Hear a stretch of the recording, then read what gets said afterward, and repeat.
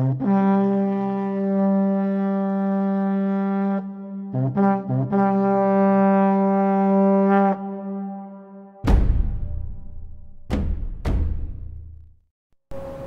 everybody.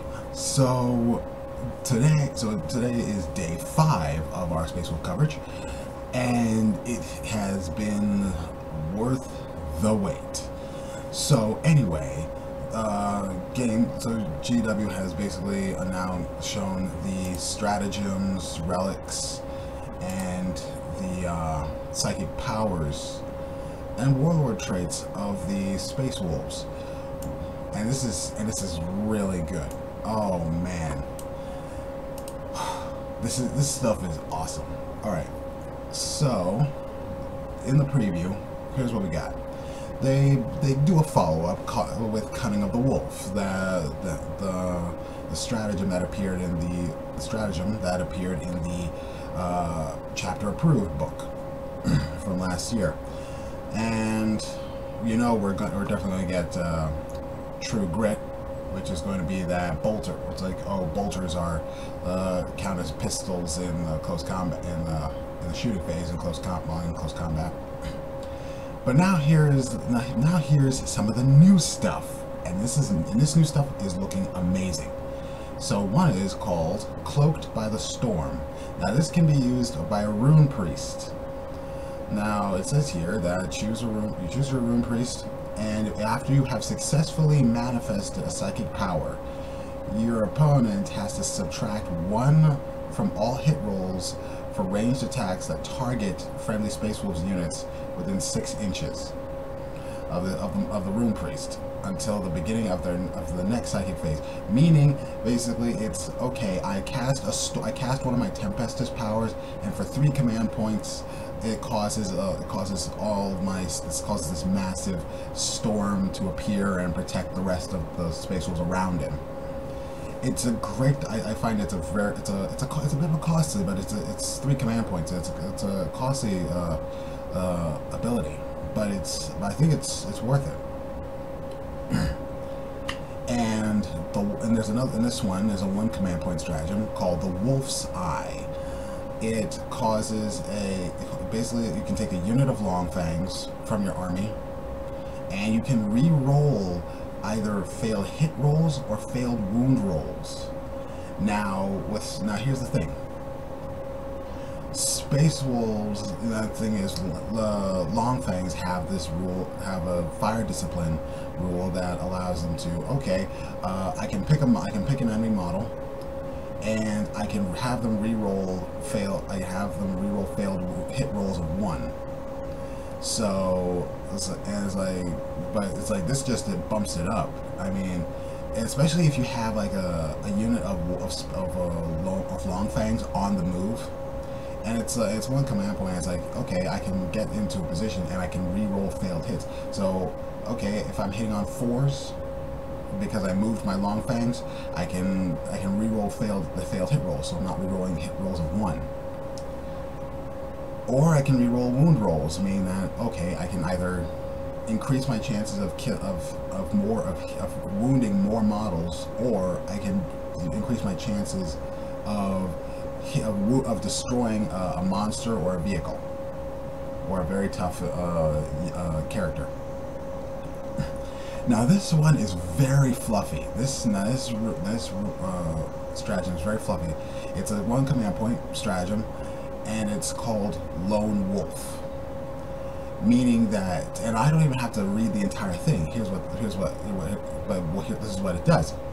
What it does is that you can take, basically, if a unit of Space Wolves, if a unit gets wiped out down to 1 model, then except for a character, a servitor, or a wolfen, then that model, then you can use this 1 command point to stratagem to turn him into a lone wolf. His wounds characteristic is increased by 2, and he gains 2 wounds. He also gains the character keyword and can reroll failed hit and wound rolls for the remainder of the game. That's incredibly good. That's incredibly powerful right there. And also what I find is it really helps evolve your army on the go. It's very good. And also because he becomes a character, and he becomes a character with less than 10 wounds, meaning that he is protected by other units that are closer to the enemy. And now onto Warlord traits. Now our Warlord traits are much more different. They allow alright, so our Warlord traits are sagas. They are still sagas, but they come with an extra bonus. It says that they have what are called deeds of legend.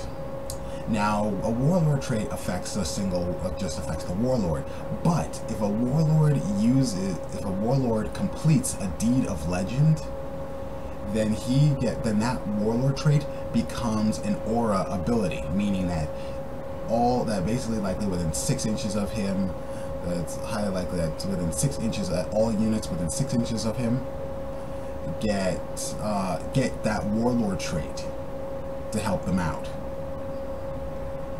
So, like, for instance, you've got Saga of the Bear. You roll a die each time a model affected by this saga loses a wound. On a 6, that model does not lose a wound. The saga has no effect on models with a similar ability, ergo, Bjorn the Fell-Handed's legendary tenacity ability. Its deed of legend is if you successfully pass a saving throw for your Warlord, meaning that's almost instant stuff right there. So basically all the units that are around me get a 6+ feel no pain.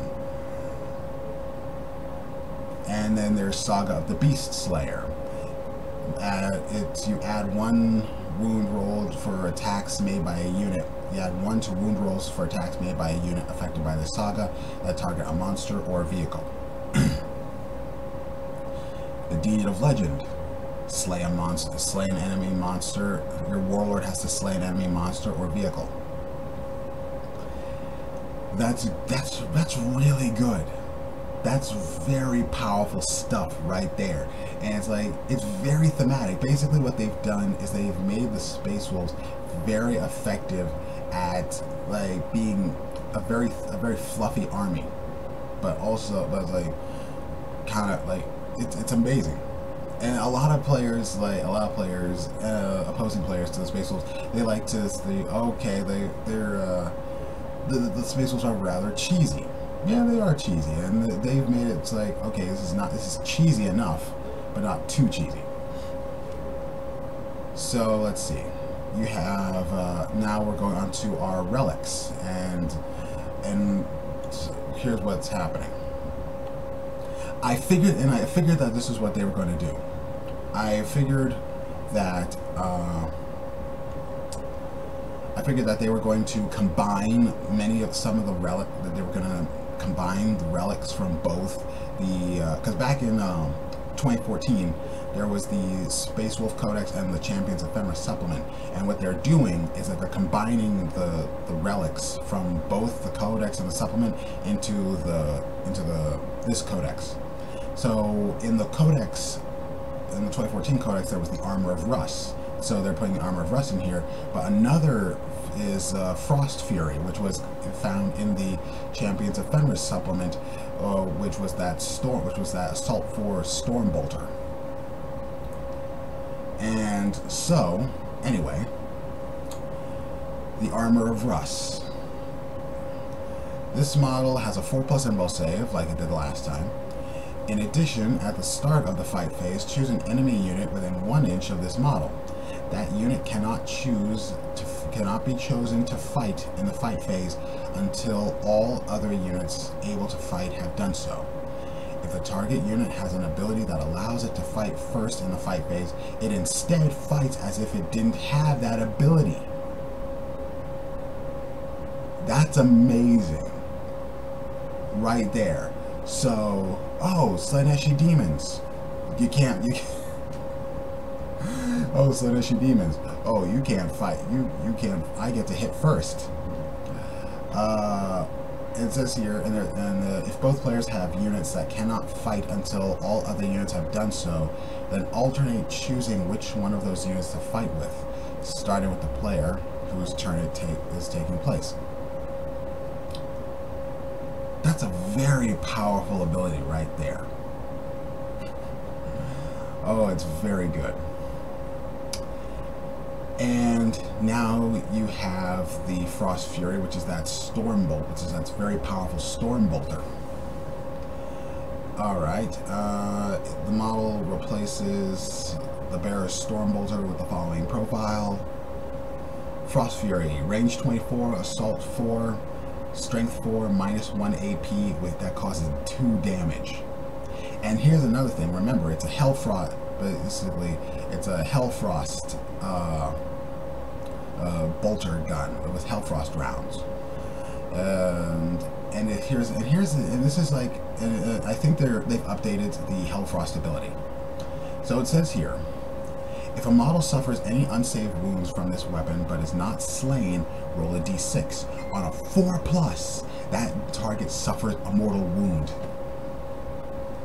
So they've bumped up Hellfrost abilities. I hope it's like, this is just for the relic, but I just hope like they give us more Hellfrost around, like some Hellfrost weaponry or ammunition, anything.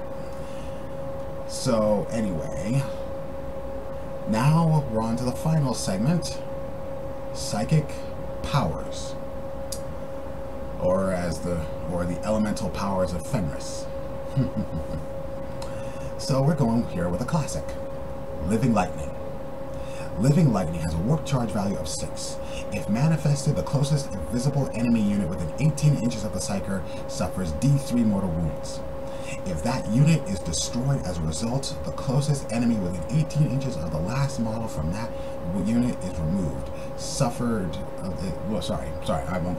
I'm losing myself in this whole thing. I'll start over at that part. If that unit is destroyed as a result, the closest enemy unit within 18 inches of the last model from that unit to be removed suffers D3 mortal wounds. And so, until a unit is not destroyed, or there is no enemy unit within 18 inches of the last model in the destroyed unit. Basically, I shoot the powers at you. If it kills, and it causes D3 mortal wounds. If it ends up killing that model, if it ends up killing that unit or model, it jumps. The power jumps and strikes the closest unit to it within 18 inches of it.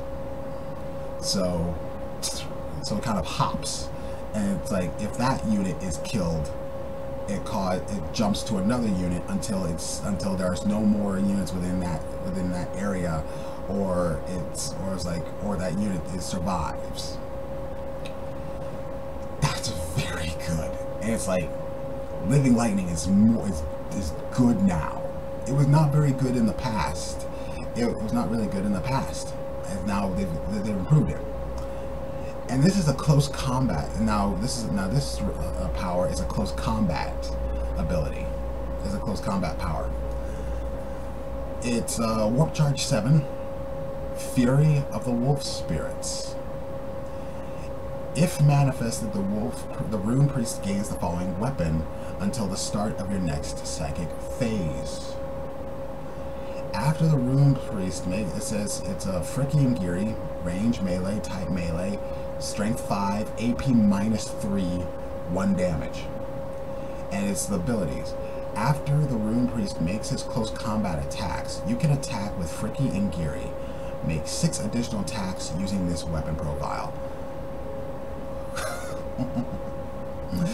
This is so good. I love it.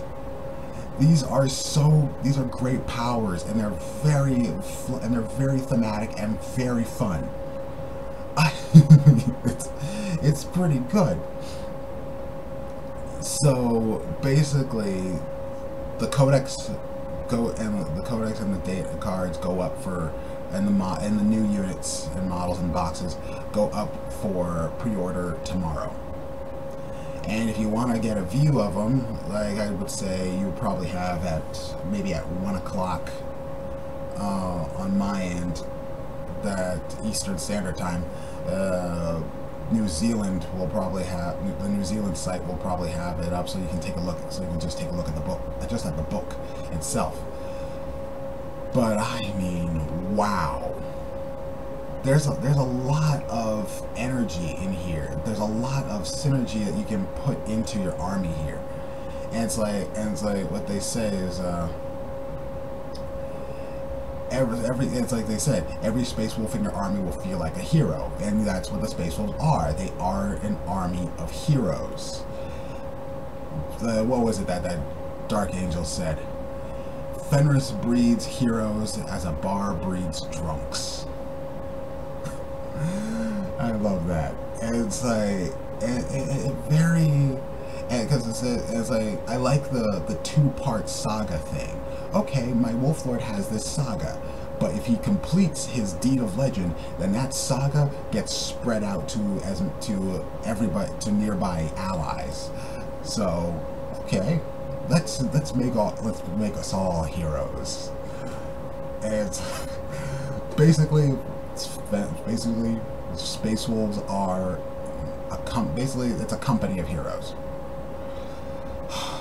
I'm gonna love this. This is gonna be an amazing codex, and I think it's gonna be very hard to beat because it allows your imagination. Because basically, here's what it does: it not only does it allow for logical thinking, but it allows for very imaginative builds. It's like that can really affect your army. It's like, oh, you're gonna deploy some. I'm gonna deploy some rune priests. I'm gonna outflank you. I'm going to cause a lot. I'm gonna just like mess with your army and just trap you and bring you down. It's very good. But anyway, there might be some more info next week. Maybe. I don't think so. They're gonna do. I think they're likely gonna do something. But tomorrow, but also tomorrow is going to be the Warhammer Fest Europe, and they're gonna have some previews. And it's like, if there's anything Space Wolf related, I'll let you guys know. So anyway, have a good day. I hope this good little morsel of information is enough for you for today. Because so far, basically, here's the thing: when they finally started talking about Space Wolf stuff, I finally felt satisfied for the day. Because I would run a ton of what if scenarios. Okay, well, it's like the Wolf and Dreadnought. I did some rolls against it, comparative rolls against it. What if a Wolf and Dreadnought went up against a Death Company Dreadnought, and it's like survivability right there. Because it's like, oh, it's like a 3+ invul save with a Wolf and Dreadnought against a Death Company Dreadnought with Furioso Fists or Blood Talons, and it's like the Dreadnought won every time. Even if it took a single hit, it won every time. So I hope this is gonna be fun. Oh, it's like, if anything, there might be a day 6. So I'm just gonna kind of keep you guys updated as best I can. So I'll catch you all later, and I hope the spirits of Fenris are with you on this one. Oh, have a good day.